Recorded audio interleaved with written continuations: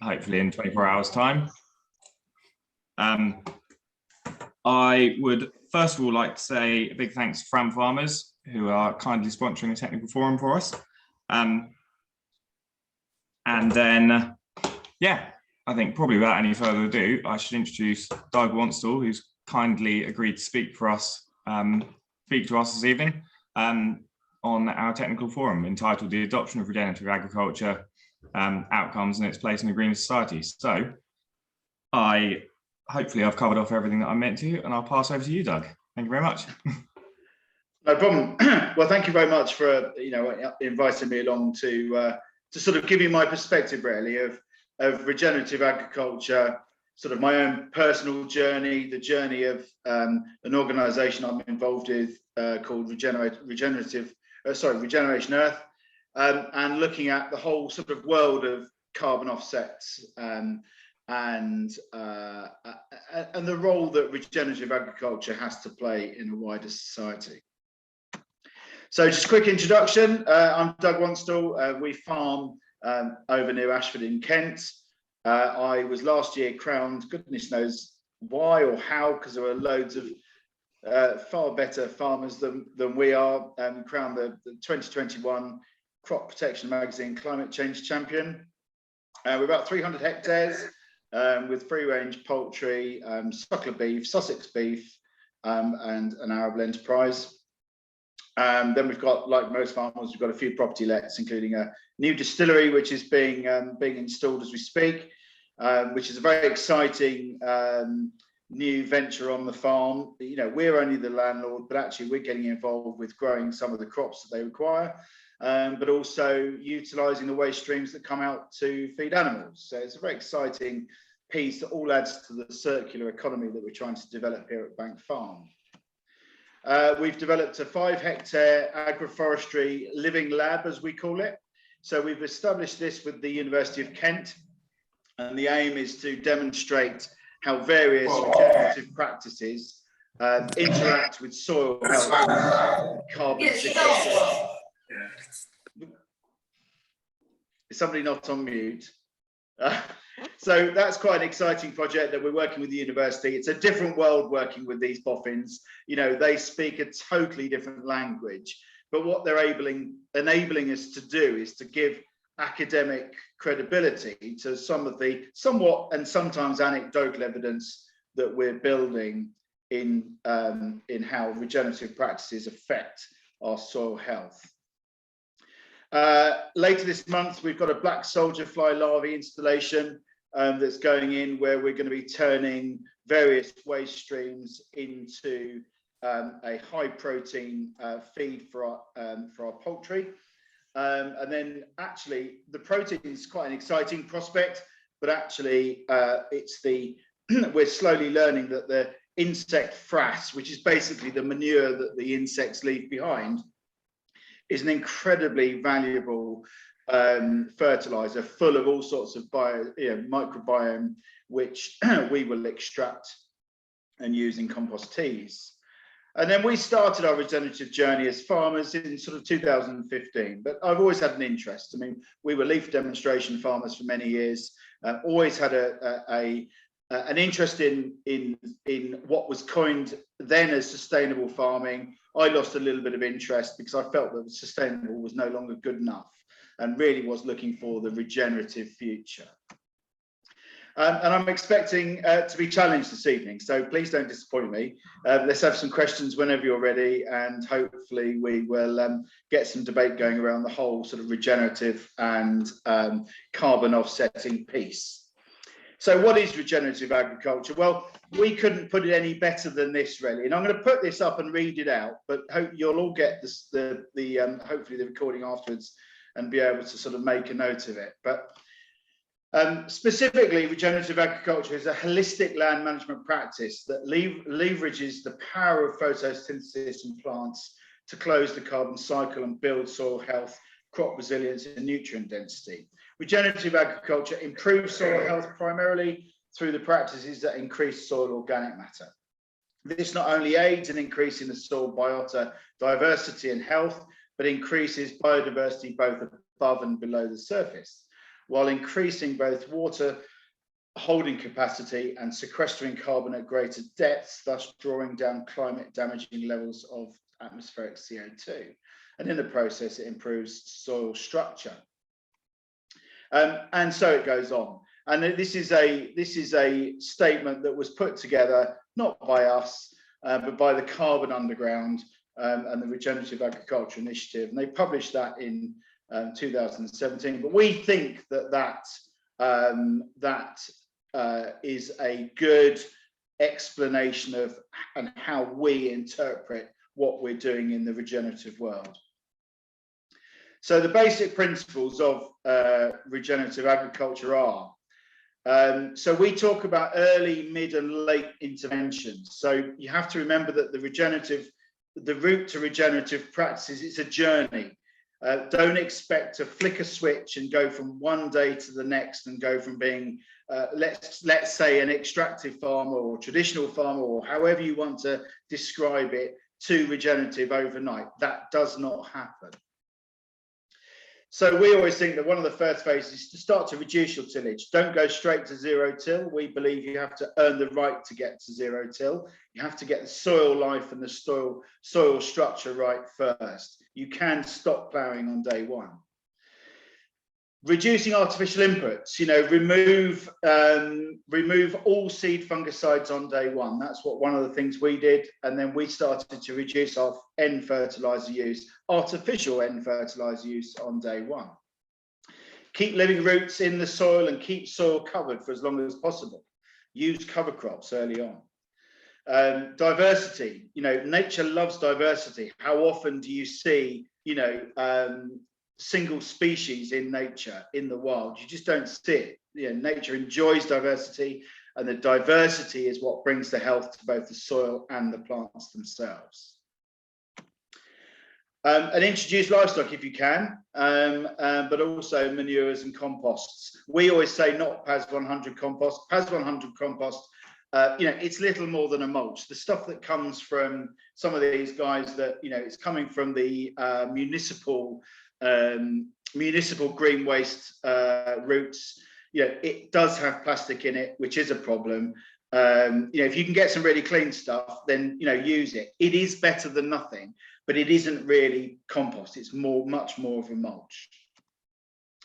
And it's about getting the conditions right for the below ground livestock, for them to keep cycling and producing nutrients. And I think we all underestimate the power of the livestock that's below ground, and it's that we're really trying to nurture and get to a really healthy levels of everything from bacteria to nematodes to beetles and worms and so on and so forth, and get that entire food web really working for you. And then one really needs to consider the 5 M's of regenerative agriculture. And again, I've nicked the 5 M's from Nicole Masters, who's written a really good book, which we'll come on to a bit later. But the first of the 5 M's is mindset. It really is. It's often it's the hardest to overcome. It's the hardest to, you've done this way, we've done it this way for years. We've always done it that way. You've kind of got to forget that. And move on, and it is the hardest to overcome, and we've had our own internal family battles on that one. Management, this requires quite a lot of input, quite a lot of thought.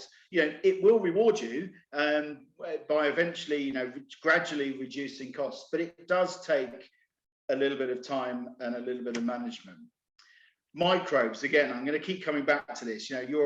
Your below ground livestock are incredible, and they really will reward you. And again, it's all about getting that whole life, that whole soil food web working, cycling those nutrients. And then in the action of them eating each other and pooping and degrading, they're full of nutrients.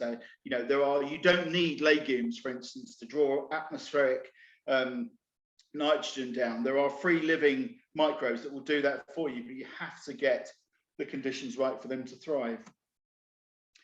And then minerals, of course, every plant needs minerals, but actually we're moving away from applying to, much in the way of minerals now. If anything, all of our P&K and so on and so forth comes from our very low rates of compost, homemade compost that we're making and applying. And then this M is a bit of a cheat. It's matter organic, obviously, and this is the basis of your journey. This is the carbon source that drives everything else, that drives the whole cycle. So remember, it's a journey. So too many people have said, I've tried it just didn't work here. And often what they've done is they thought, right, I'm going to buy a zero-till drill because it's going to take me from there to there really quickly. But like I said right early on, you have to earn that right, get your soil structure right, soil life right before you start to zero-till. Too many say it just will not work here, and I'm afraid I throw that one out. It can work everywhere. Every farm's different. Everybody has different circumstances, different reasons why certain things may work and certain things can't work. But I think there's options for everybody, and it takes time. The journey to transition takes time. Remember, there are early and these late transition stages, and don't get it back to front, because that's when it goes wrong. And there are a few, if any, farms that that can't embark on this journey. And if the transition's managed properly, you shouldn't see any yield penalties, but you should very quickly see lower costs. And boy, is that important now. And if your agronomist doesn't want to come along for the journey, change them. There are lots of people out there who are there to help and prepared to help. You just need to go looking for them. And there are lots of people out there, lots of good consultants out there. There's, some of you would have heard of the likes of Niels Caulfield, Ben Taylor Davis, and of course us at Regeneration Earth. And there are lots of good books. If you want to just sort of dip your toe and go on holiday and you fancy a good book to read, these aren't gripping novels, I have to say. But if you really get into your soil and your soil life, they do become really, really actually fascinating books.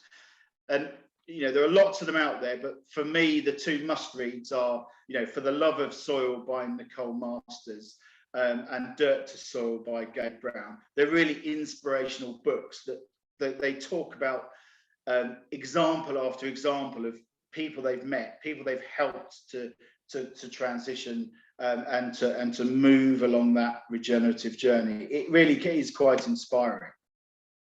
So why do it? So it will create higher margins, and looking through my Twitter feed earlier, and people are buying nitrogen now for over £900 a ton. It's heartbreaking, it's staggering. Yes, if wheat stays at £300 a ton, you can make a margin, but you've got to buy your fertilizer at £900 and sell your wheat at £300 almost on the same day to make sure you manage that potential margin. And everyone I know who has embarked on this journey in a managed way has had the same results. It means you get similar output, much lower costs. And it will enable you to benefit, the move to regenerative agriculture will enable you to benefit from, new market opportunities. And you can quickly get, there's all this talk about getting farms to net zero.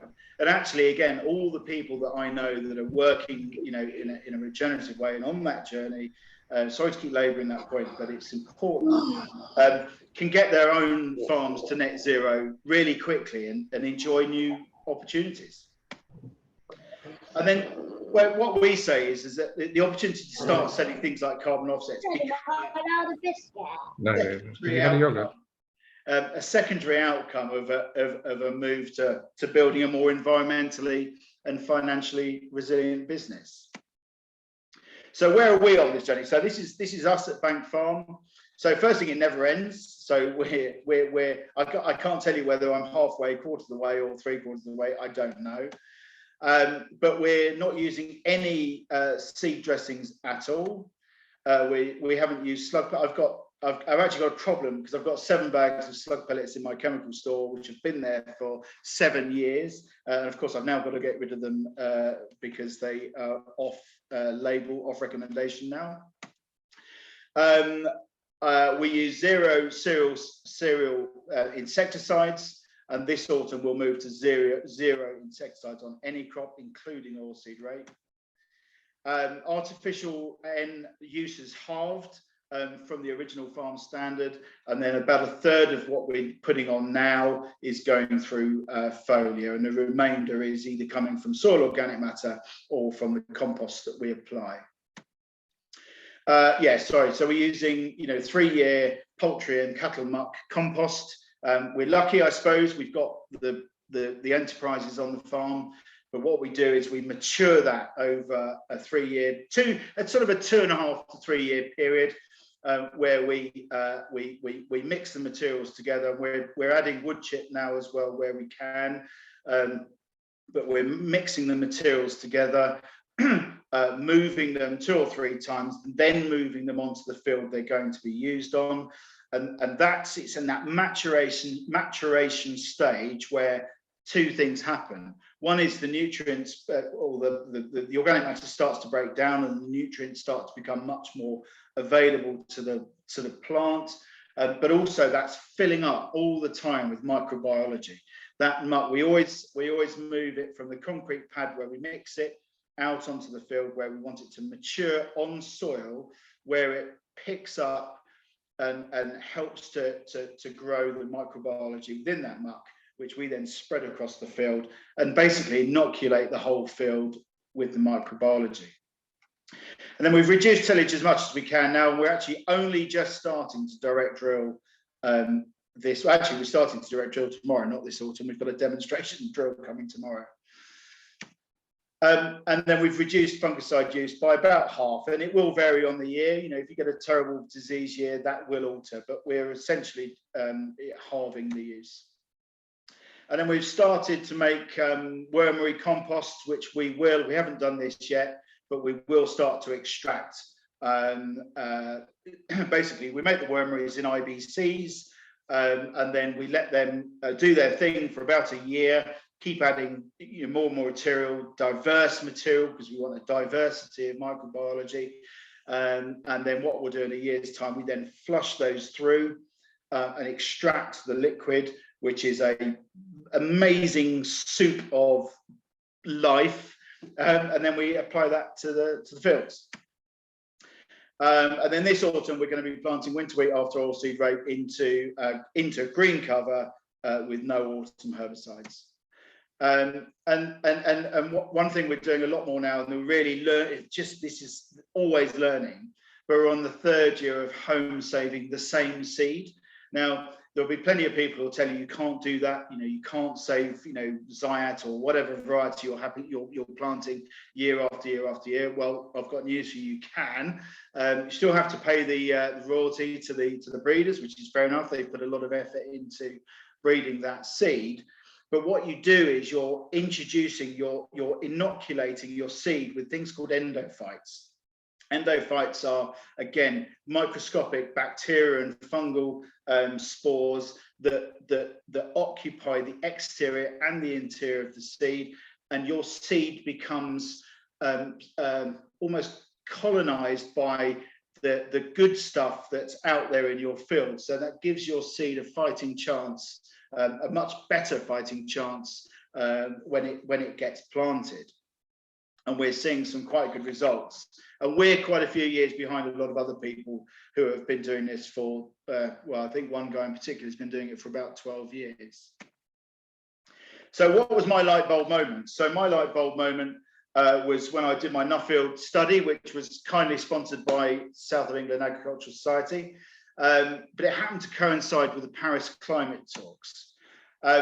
At the time, a bunch of French scientists came up with a 4 per mil initiative, where they calculated that if we increase all of the world's soils by 0.4% per year organic matter, we could sequester all man-made emissions. Now, that has been slightly dismissed as a bit unrealistic, and it is unrealistic. What became clear to me was that land management would play a vital role in climate change and biodiversity collapse reversal. And then, increasing input costs, constant increasing input costs. There is likelihoods of, nitrogen is a ridiculous price at the moment, but I can see very soon that we will see imposed taxes and caps on the use of nitrogen fertilizer. And of course, we knew that there was this burgeoning carbon market on the horizon. We can make our farming businesses more, and I say businesses because we can all do this, more financially and climate resilient and benefit from carbon sales. And it coincided as well with us. We had a massive business challenge, which I won't go into the details of, but actually the move to regenerative agriculture enabled me to reduce costs. So everyone's very quiet. I'm assuming there's no questions that I'm missing. I shall keep going. So what are the benefits to wider society of a wholesale move to regenerative agriculture? Well, we're going to see cleaner water because we're applying less chemicals and fertilizers to our soils. We will be seeing cleaner water. Cleaner air, less emissions, less nitrous oxide going into the atmosphere, less passes with our tractors emitting emissions into the atmosphere. This is a developing picture that actually we're seeing that regeneratively produced food has a higher nutrient density. Now, there's been, I think the World Grains Council came out a couple of weeks ago and actually put some numbers to this, and it was 20+% more nutrient dense when grains were grown in a regenerative manner. We know for a fact that an orange today, you need 8 oranges today to get the same nutrients that you did from an orange 20 years ago. I believe tomatoes are far worse than that. And we can only assume that a lot of these crops that are grown hydroponically may not have, and there's lots of work to be done here, may not have quite the same nutrient density.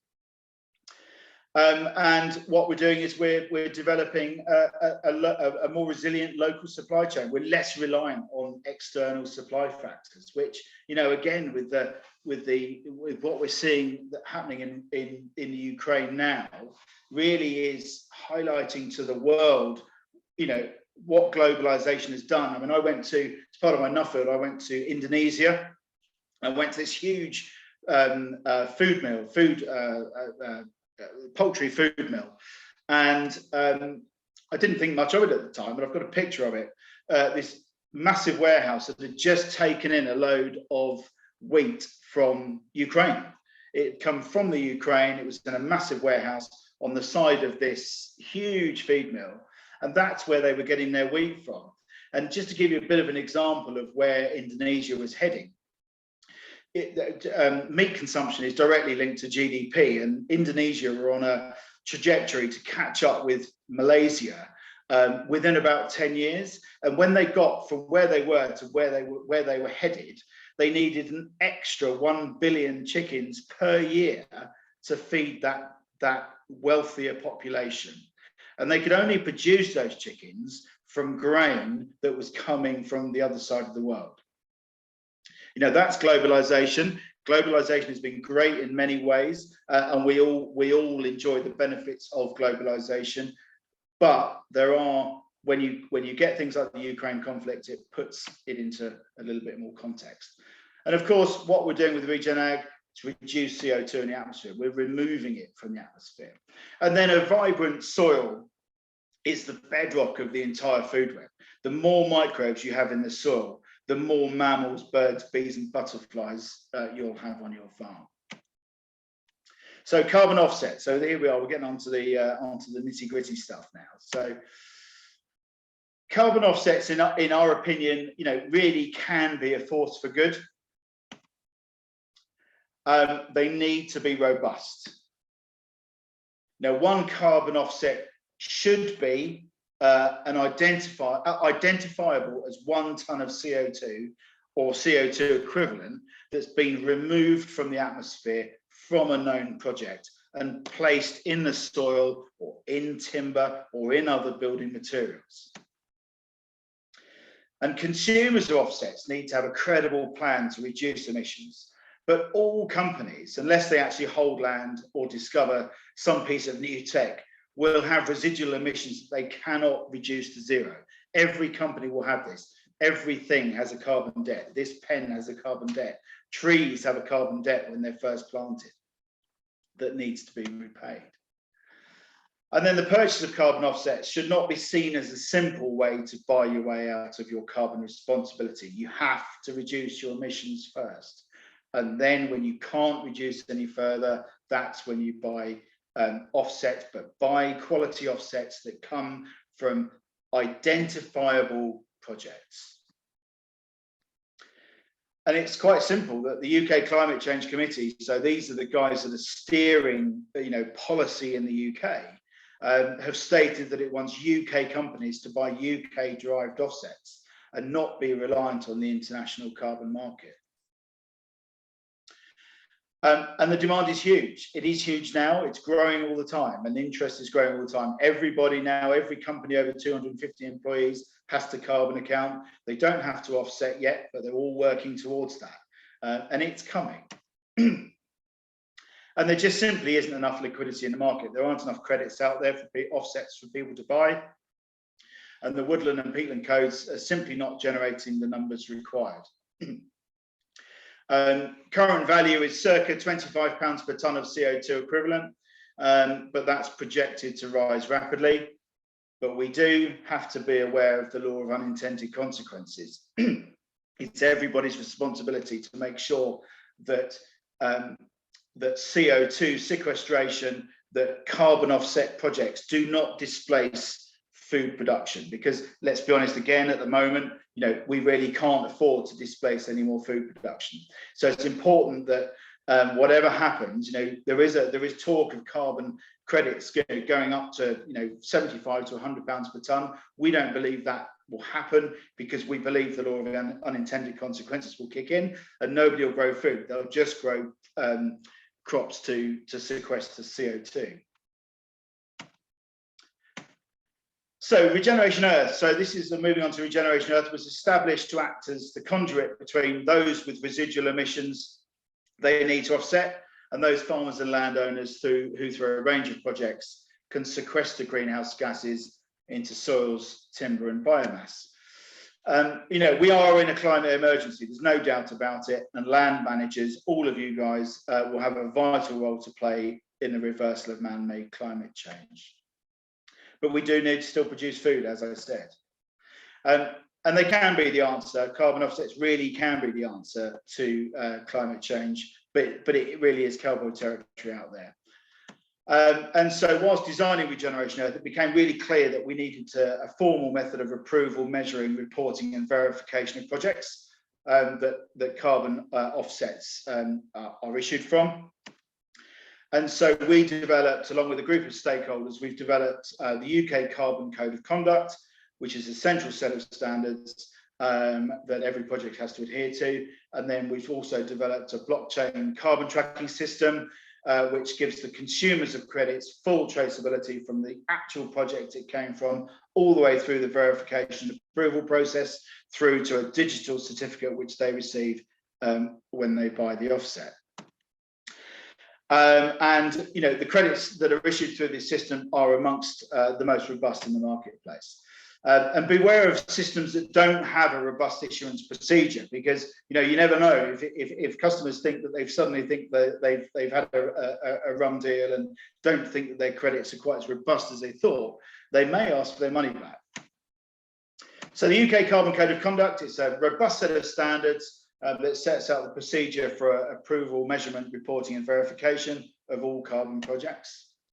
All projects have to adhere to the central standards and use the sector-specific MRV protocols, so measure, reporting, verification, depending on the land use activity.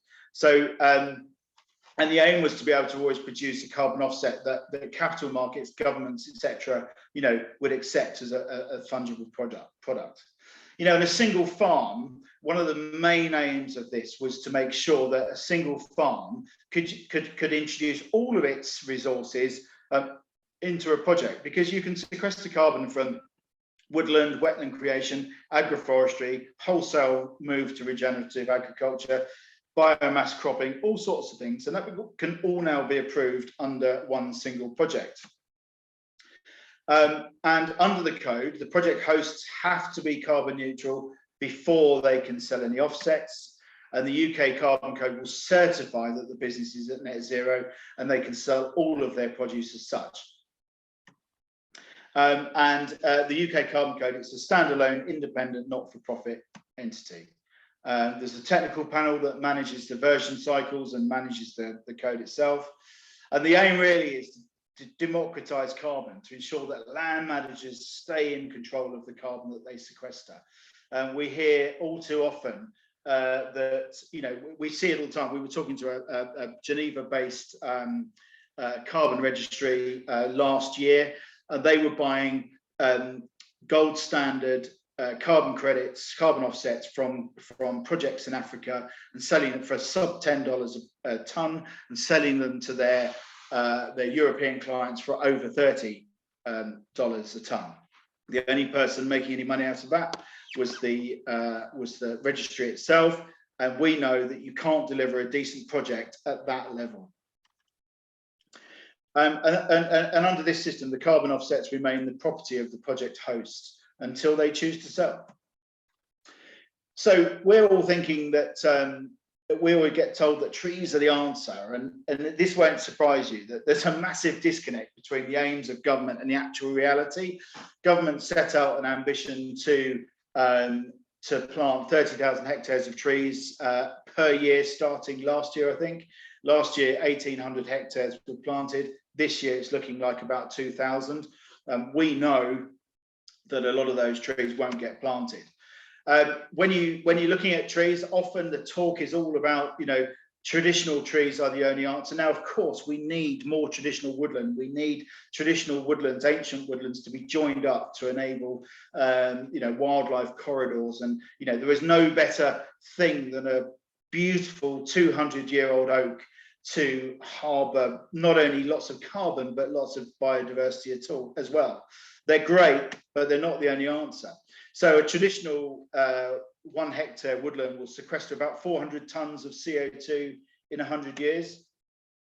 It will sequester loads of CO2, it will create biodiversity, but it won't produce any food or any usable timber. So by farming regeneratively, we've averaged over the last 4 years 5 tons per hectare per year, and that's, you know, that's 500 tons per hectare over that same 100 years, and we're still producing food. There's no limit to how much CO2 soils can sequester, but there is no limit to the amount of soil we can build, and we can build soils. We can build soil depth. We grow a novel species of tree called the Paulonia, and we've got those growing in our agroforestry system at 80 trees per hectare. And if we plant 400 trees per hectare in full afforestation, we can sequester 2,500 tons of CO2 per hectare. That's over 5 times that of a traditional woodland. So we're in a climate emergency. Let's use the tools at our disposal. Let's not just plant Paulonia, let's plant both. That's what we advocate. So what is Paulonia? So there it is. That's roughly 8 to 10 years old, having been cut. That's actually a Spanish plantation.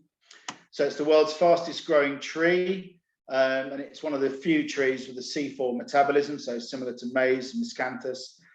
It grows the size of a 40-year oak in 8 to 10 years, and then it grows back when harvested. So a bit like chestnut, you cut it at the base and it grows again, and you pick at the strongest stem to allow to grow up. The timber is regarded as the aluminium of the timber world, and it has the highest strength to weight ratio. It's used for construction, veneer, boat building, cabinet making, bike frames. The uses seem to be pretty well endless.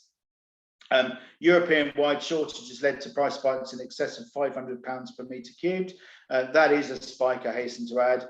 The Japanese really prize this stuff, and they've been known to pay over 20k for a single trunk. We import sterile clone hybrid from Spain currently, but we're going to start propagating these things in the UK this year. It's loved by the Royal Horticultural Society and the new CEO of the Forestry Commission. It's fair to say that we're going through a winning hearts and minds process at the moment with all the various authorities. It's not the answer for everywhere. It's definitely not the answer for everywhere. It is an answer for certain situations. So we're aiming to achieve a 35 centimetre trunk. It air dries in a few weeks, and then you need to have multiple lorry loads to maximise the income. So what's agroforestry? So I'm conscious I'm whipping through this, but I want to make sure we've got some time for some questions. So there's from the air, there's the start of our plantation. It was only planted last year, so it's very new. So we've planted agroforestry in at the moment it's in the rotation, but it's currently grass, and we've planted these things in 26 metre wide rows. And what we're doing is we're currently mob grazing between the rows and using just electric fences to protect the trees. We planted the trees at 80 per hectare. We're introducing mobile egg sheds this coming spring. And we've also planted flowers in the 2 metre strips that the trees are in, and we've coined the term agroforestry. And then we've got beehives moving in spring this year as well. And really what we're doing is we're looking to stack the enterprises onto this system. So not only are we producing grass and beef on this field, but we're producing timber, we're producing flowers, we're producing honey, we're producing eggs. And we're really trying to stack on the enterprises, and we've coined the term regenerative intensification to describe what we're doing.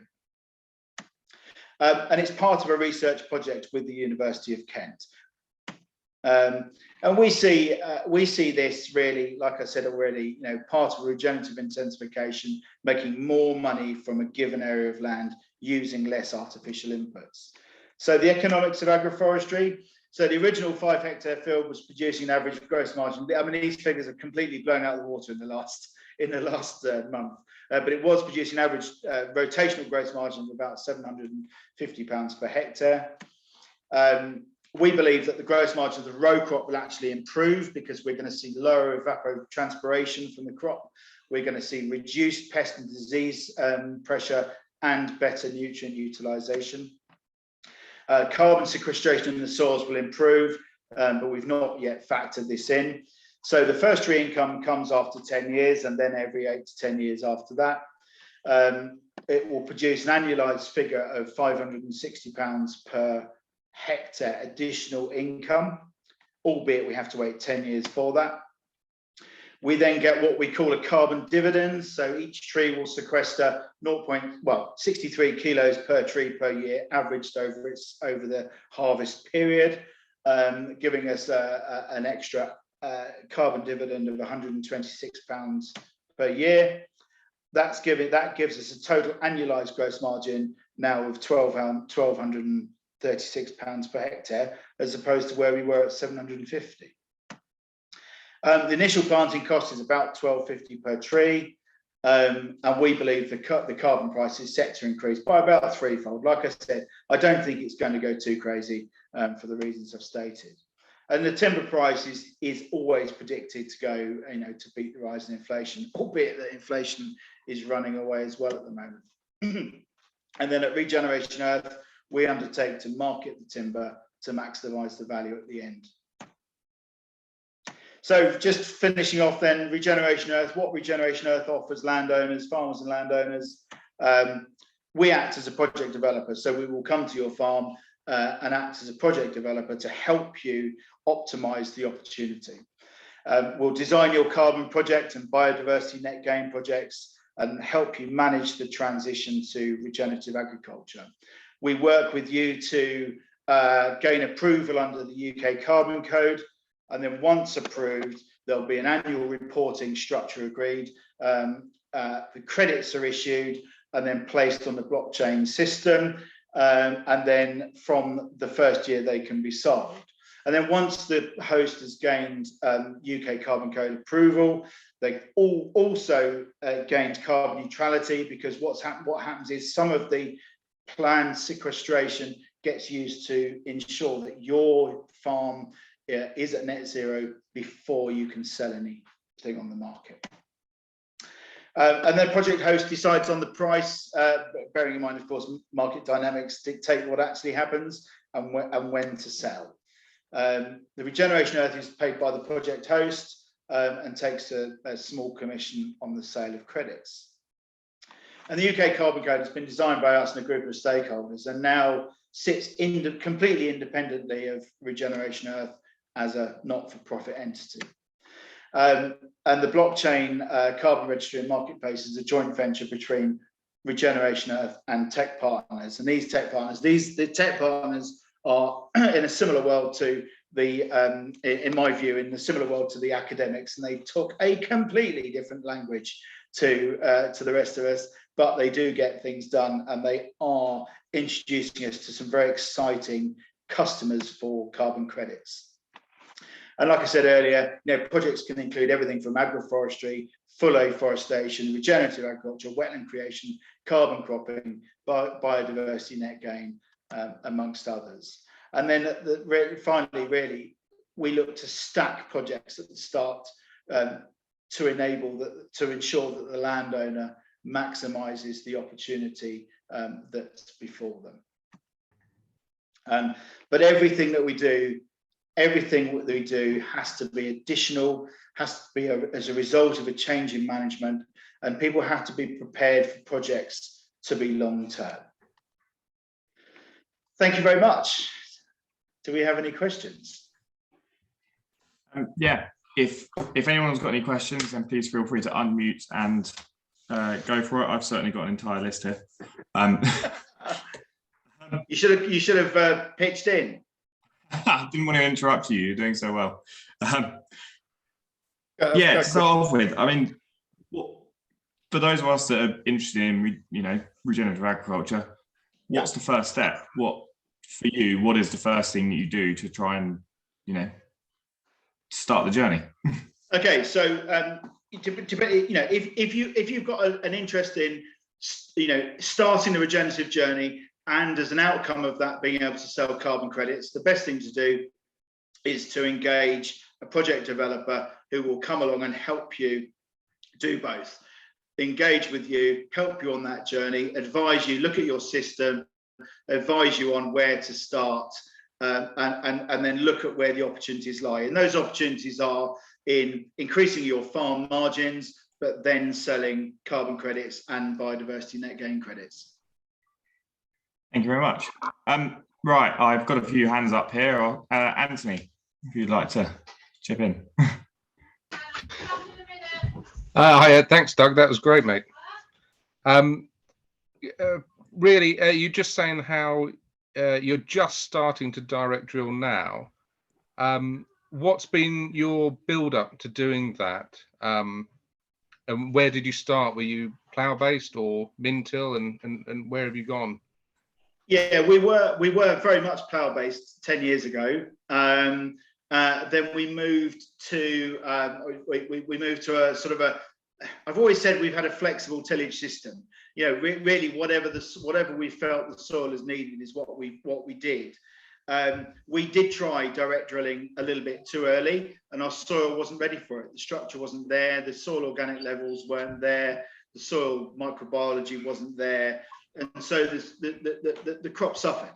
And so what we've done, where we've got to now, last year was pretty much we just went through everything or most things with a McConnell shakerator, and then direct drilled into that several weeks later. But now our soils are in pretty good order. They're not perfect. They're definitely not perfect yet. They're in much better order, and we feel that can take a disc direct drill. which is the ultimate, really. You kind of, a lot of people start with the Claydon and then strip till for a while and then move on to a disc drill. That's also a very good way to transition. Cool, thanks. Oh, excellent. Kevin, you've got your hand up. Oh, now he seems to have disappeared. Muted. Oh, sorry. Ah, there we go. Yeah, sorry, I'd like to ask Doug if he thinks that the carbon calculators that we have at present are fit for purpose. No. So what should we do about it? Okay, so what we do as part of the development, part of the project process is we actually work with a company called Carbon Metrics. And what Carbon Metrics do is they do work with the calculators, but they also they take a much more forensic look at your business. So the trouble with the carbon calculators is they're really easy to game them. So you can sit in your office and think, right, what outcome do I want? And then you can, and you could literally sit there and put in whatever figures you like, and it will spit an answer out. So fundamentally, you have to be really honest with these things, but you can put the same honest answers into one tool and another tool and get two different answers out. So we feel that they need greater levels of scrutinization in order to get a good result, because it's really important that you are actually at net zero before you start selling anything yourself. Thank you very much for that. Peter, you've got your hand up.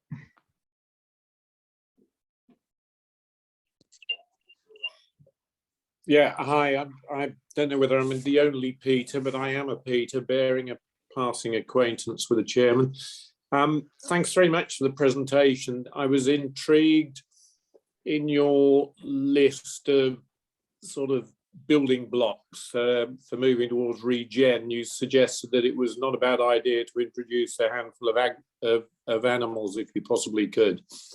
So as a dairy farmer starting with 700 or 800 animals, what are the other key blocks that we need to consider on our journey towards net zero within the dairy business? We've started with strip till and looking to look after our soils better, but I think we've got a fair distance to go before we catch up with you, Doug. I think one of the first things I'd advise is do some soil baseline testing. That I didn't actually say that in the presentation, but that's one of the first things that really you need to do. Get an idea where your soil organic matter levels are now. You'll probably find, if you've been dairy farming for many decades, that your soil organic matter levels are already pretty good. You're probably likely, depending on how you're applying slurries and manures, would depend on how active your soil life is. It's always very tempting, and it's always the practical answer is to get the slurry on in the year that you use it. We would be recommending that people. Are you slurry, or are you straw based or slurry based, or? No, we're heavily slurry based, and the idea of storing it for 2 or 3 years is going to take a bit of getting our heads around. But then that's the journey we're on, isn't it? Yeah, well, it just isn't practical, is it? So you've either got to try and decide to try and dewater it, which is it's another job, it's another. But it definitely benefits from slurry in particular. Definitely benefits from a long-term composting process. That would be a good thing to do, but it would take a lot to get your head around how that could be done in a practical way.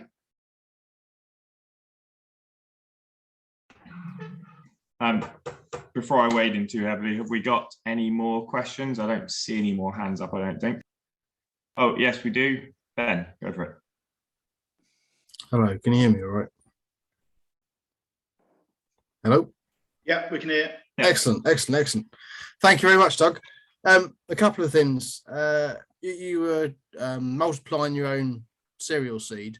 Did you have any problems with seed-borne diseases with regards to multiplying your own cereal seed? Just thinking about ergot, mycodocium, bunt. Yeah, that last harvest we had some ergot. But I think most people did, certainly around here. It was a pretty bad ergot year. So yes, I'd be a liar if we said we didn't have any ergot. What we find though is that as the plant health, as the soil health gets better, plant health gets better, and your plants are more naturally able to resist disease. Yeah. So yeah, we haven't had any fundamental issues with being out with saving seed. Yeah. Okay, thank you. And have you seen an improvement in your quality of product with regard to your beef and your chickens? Certainly in the beef we're getting good growth rates just off. Okay, we're feeding Sussex cattle, so let's be honest, we could probably bring them in the office and they'd get fat. But we're doing it completely off forage, from birth to death, and getting good growth rates, good fertility rates. And we're getting, we've maintained our yields on our cereals. Yeah. Okay, thank you. Yeah, and you've got your hand up. Oh, thanks. Yeah.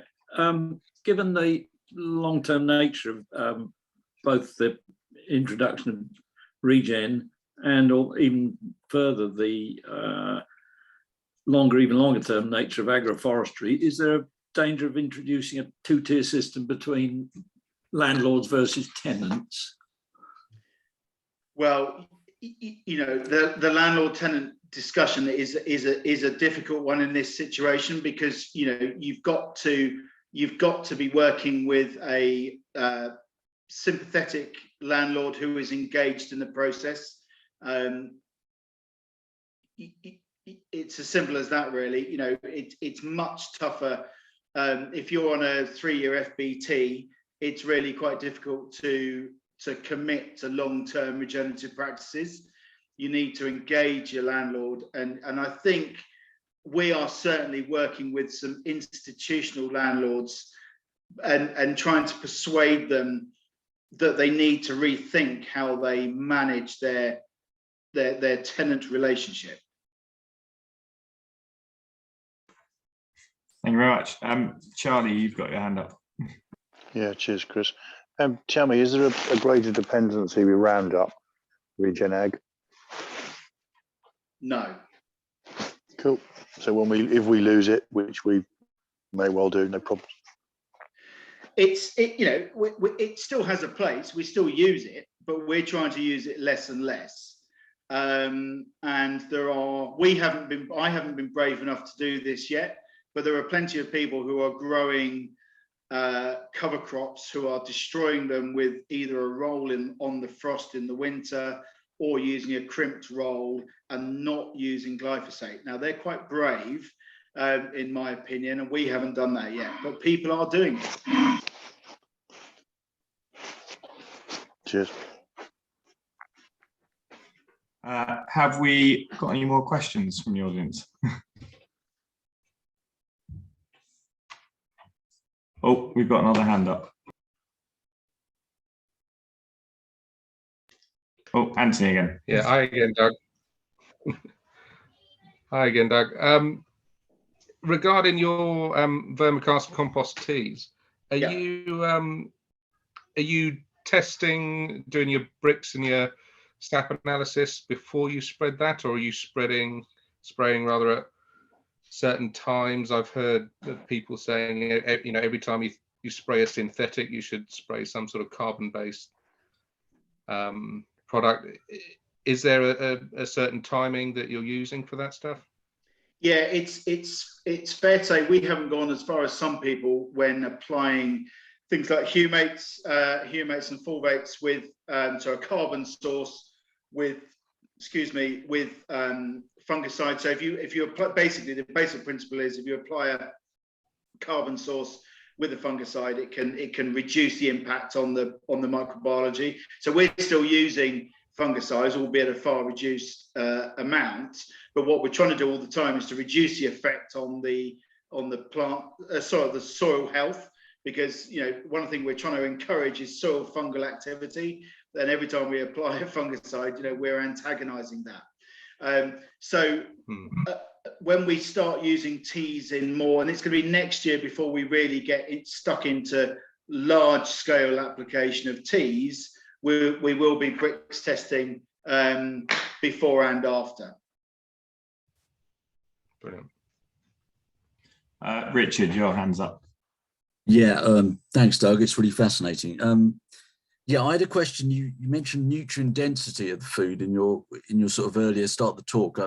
In my previous experience, I remember talking to some good regenerative, well, as it was known at the time, sort of direct drilling farmers, and they were concerned that they very much believed this nutrient dense story, but they couldn't get any more money for their produce. Are you finding any movement there yet on that, or is it, you know, it's a nice to have at the moment? Yeah, I think at the moment it's a nice to have. I think what we've done as an industry, and it's not farmers' fault, it's kind of the industry-wide fault, is that through the changes in practices, we have lost some of the nutrient density in food. And I think it's probably the industry-wide responsibility to put the damn stuff back in it again.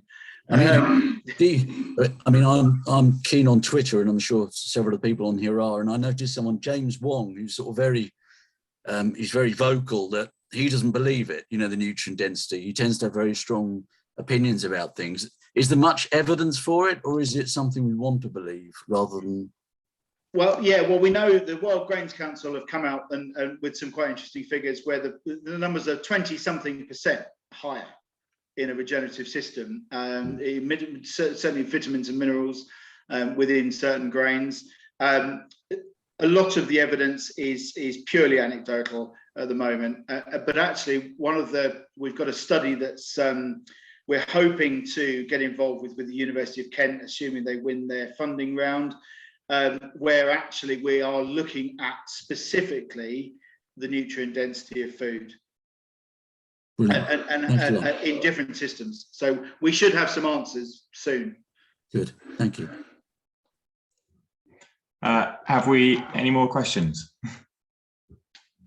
I'm going to try and cram one more in quickly, as I'm aware we're starting to get close to our planned 7 o'clock finish time. I really like the way that you've put together the sort of a carbon monitoring platform. I really like the use of blockchain technology so that you can monitor, you know, each ton of carbon and how it's traded from start to finish. I suppose my question is, with a system like this, there's always going to be someone out that is, you know, essentially profiteering from it in what you might consider to be a dishonest fashion. Who is it? Who's responsible for that? Who is it that's actually policing this? And are there sort of, you know, potential legal ramifications for those that are out to make a quick buck? Yeah, look, there are people now. So if you want to buy some carbon credits, you can go on the internet and you can buy carbon credits, and someone will write you a piece of paper that they'll say, "Oh, how many do you want?" You know, okay, 5,000. They write out a piece of paper and you get that. And that is what's currently wrong. It was terrible. Yes, sir. I don't know if any of you heard Costing the Earth on Radio 4 yesterday afternoon. If you didn't, it's worth going back on catch up. They started off the program with Western music, as if to depict the whole carbon market as cowboy territory. Now, it is a little bit like that, but what we have done with our group and our stakeholders is we've developed this UK carbon code, and it's that is policing the validity of carbon offsets that are created and issued and sold through that system. So they are policing it. It's very difficult to game this system. It really is almost impossible. Thank you very much. Have we got any more questions from the audience quickly? I don't have any more hands up on my screen. So probably, I think it's about time we wrap it up. So first of all, thanks ever so much, Doug, for coming on and speaking to us. I think everyone has probably taken something interesting away from this. Yeah, it's been a really fascinating hour. I really liked your comments on the circular economy within your farm and sort of reference to how that relates to carbon. And I think that's something that certainly I will, be going back and looking at. And I think, it's a phrase I've heard before, but I think now more than ever, it's really fitting. again, I'd just like to say thanks to Fram Farmers again, who are sorry, I've got Anthony's put his hand up again. We're slightly over time, but I'm sure we've probably got time for one more question. No, it's all right. It wasn't really a question. But again, thank you very much, Doug. For anyone that's really interested in this, Groundswell is in June. I've already booked my ticket, and I hope anyone else that's really interested in this journey does as well. It's I've followed it online. It's a cracking event. If you want any more information or just to meet farmers and talk about it, then it's the place to be. So recommend anyone that can make it gets a ticket. Cheers. Thank you very much. Yeah, as I say, thanks ever so much, Doug. Thank you to Fram Farmers for kindly sponsoring the event. And also thanks to Duncan, Doug, Tom, Wiz, who are the brains behind it, who put it all together. So yeah, thanks ever so much, everyone, for joining us. And I look forward to seeing you all next time. Cheers again. Cheers. Thank you.